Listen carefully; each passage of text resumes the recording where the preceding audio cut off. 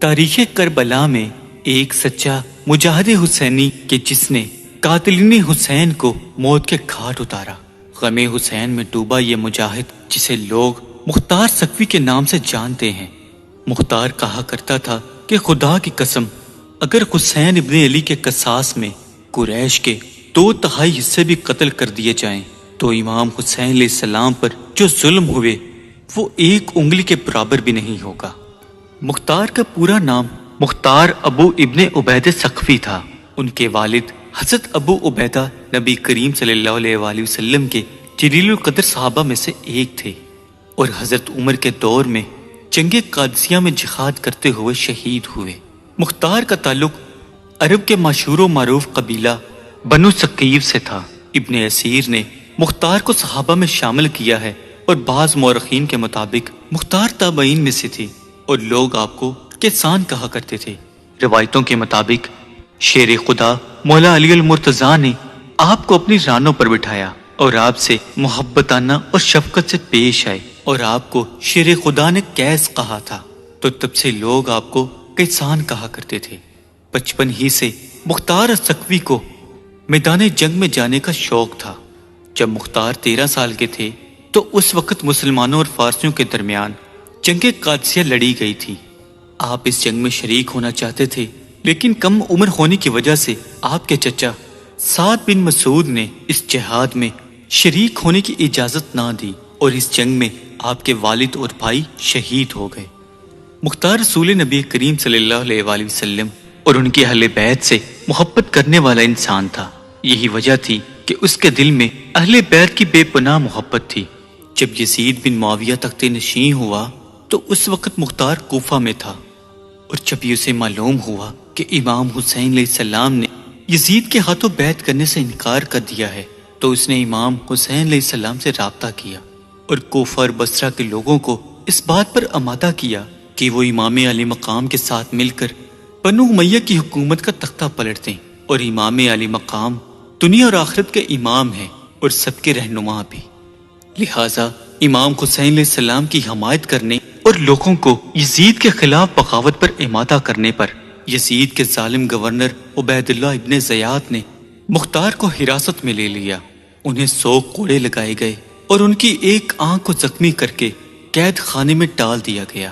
10 محرم سن 61 ہجری کو امام حسین علیہ السلام اور آپ کے ساتھیوں کو میدان کربلا میں بے رحمی کے ساتھ شہید کر دیا گیا اور آپ کے سر مبارک کو کاٹ کر ابن زیاد کے دربار میں پیش کیا گیا اور ابن زیاد کے حکم پر ہی مختار کو امام حسین علیہ السلام کا سر مبارک دکھانے کے لیے دربار میں بلایا گیا۔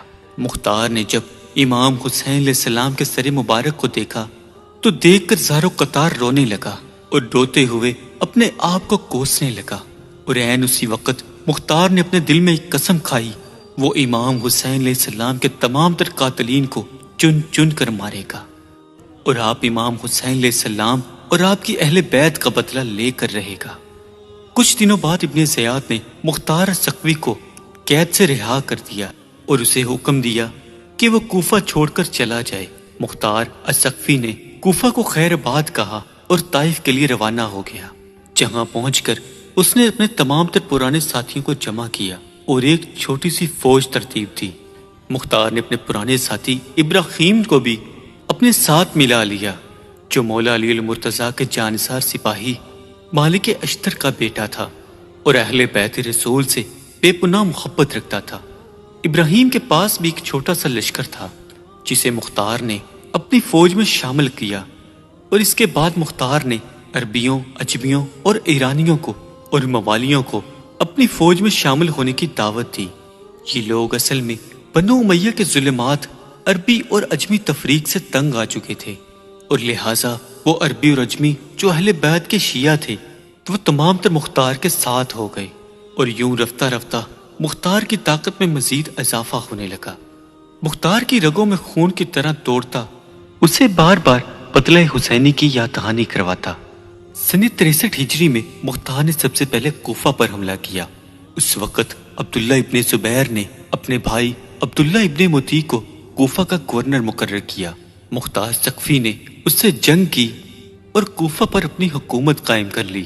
سن 66 ہجری میں مختار نے یہ اعلان کیا کہ وہ امام حسین علیہ السلام اور اہل بیت کی شہادت کا بدلہ لے گا، سو لہٰذا کوفہ کے شیعہ بھی مختار کے ساتھ مل گئے۔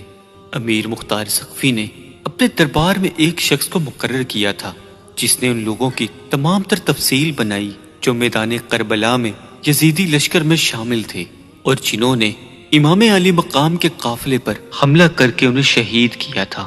اس فہرست میں جتنے بھی لوگوں کے نام تھے مختار سقفی نے ان کو تلاش کروایا اور انہیں قتل کرنا شروع کیا، جن میں مالون شمر، خولی اور عمر بن سعد شامل تھے۔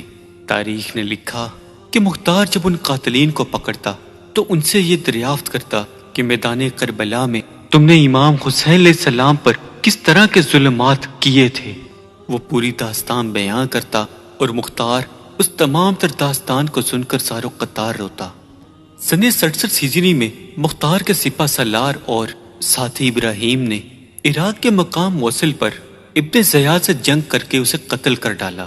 یہ مالون وہی شخص تھا جس نے امام حسین علیہ السلام کے کٹے ہوئے سر مبارک پر چھڑیاں ماری تھی، لہٰذا مختار نے ابن زیاد کے کٹے ہوئے سر کو کوفہ بھیجنے کا حکم دیا اور عین اسی مقام پر اس مالون کے سر کو رکھا جہاں اس نے امام حسین علیہ السلام کا سر مبارک رکھا تھا۔ ترمذی شریف کی روایت کے مطابق جب ابن زیاد کے سر کو کوفہ کی مسجد میں رکھا گیا تو ایک سانپ ظاہر ہوا جو اس کے ناک کے ایک نتھوں میں داخل ہو کر دوسرے سوراخ سے نکل گیا، اور اس طرح اس سانپ نے یہ 3 دفعہ یہ عمل کیا اور وہاں سے چلا گیا، اور یہ تمام تر عبرتناک منظر کو کوفہ والوں نے اپنی آنکھوں سے دیکھا۔ اس کے بعد ابن زیاد اور عمر بن سعد کے سروں کو مختار نے امام حسین علیہ السلام کے بیٹے امام سجاد علیہ السلام کو مدینہ بھجوائے، جنہیں دیکھ کر امام سجاد علیہ السلام نے مختار سقفی کے حق میں دعا فرمائی۔ روایتوں کے مطابق امام سجاد علیہ السلام نے مختار سقفی کی مکمل طور پر حمایت کی۔ سن 68 ہجری کو مختار سقفی کی حکومت جب کمزور پڑنے لگی تو عبداللہ ابن زبیر کے بھائی مصعب نے کوفہ پر حملہ کیا اور مختار سقفی کے قلعے کا مکمل طور پر گھیراؤ کر لیا۔ اس وقت مختار سقفی نے غسل کیا، عطر لگایا اور اللہ کے حضور نماز ادا کی اور شکر کرتے ہوئے یہ کلمات ادا کیے کہ اے اللہ تیرا شکر ہے، میں نے تمام تر قاتلین حسین کو جہنم واصل کر دیا۔ اور یہ کہتے ہوئے مختار سقفی اپنے قلعے سے باہر آئے اور مصعب کی فوج سے لڑتے ہوئے شہید ہو گئے۔ تاریخ میں بنو امیہ اور نازمیوں نے مختار سقفی کی شخصیت کو بدنام کرنے کی کوشش کی، لیکن آج مختار تمام محب حسین کے لیے فخر کا باعث ہے، غم حسین سے زخمی دلوں کی ٹھنڈک ہے، اور اس حسینی شیر کے چاہنے والے آج بھی مختار سقفی سے عقیدت و محبت رکھتے ہیں اور تمام محبان حسین کے دلوں کی چین اور ٹھنڈک ہیں۔ اللہ آپ پر اپنی رحمتوں اور کروڑہ برکتوں کا نزول فرمائے، آمین۔